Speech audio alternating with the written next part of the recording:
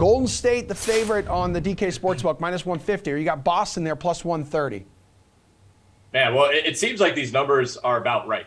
I mean, I think Golden State probably deserves to be a slight favorite. You know, maybe they've had an easier path to the NBA Finals, but they've made it look a little bit easier, I think, than the Boston Celtics have all the way here. So Golden State has home court advantage. I get why they're favored, but I could really be convinced either way. I think this is as close of a series coming into the finals as we've had really in recent memory. You know, for most of the previous decade, there was always a super team on one side or the other. You know, when Kevin Durant was on the Warriors, that kind of felt automatic. When LeBron and Bosh and Wade were running with the Heat, that one kind of felt like they were always the favorites. And even if you want to go back to last year, when we had Suns Bucks in the finals, like Giannis Antetokounmpo was hurt, was very questionable to begin that series. So it kind of felt like Phoenix was the team you wanted to back. But really, after seeing Boston, you know, obviously they almost blew that Game 7, but in some ways you have to tip your cap to the amount of resilience that they've shown, not only against Miami, but against Milwaukee as well. They've had as difficult of a path as you could ask to get here.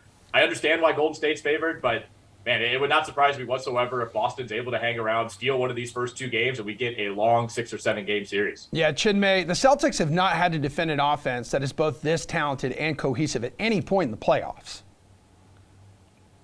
Yeah, this is definitely the biggest test for the Boston Celtics and probably the biggest test for the Golden State Warriors as well. And I agree with Nick. I think it's going to be a close series, and I think it's going to be a lengthy series. I think we can easily see 6 or 7 games here because the Warriors have not lost at home this postseason, and the Celtics have not lost back-to-back games this postseason. So within the first 2 games of the series, we're already going to see some sort of trend being broken here, whether the Warriors give up a home game or whether the Celtics lose back-to-back contests. So I think this is going to be a close series. I understand why Golden State's favored. They're the more proven team.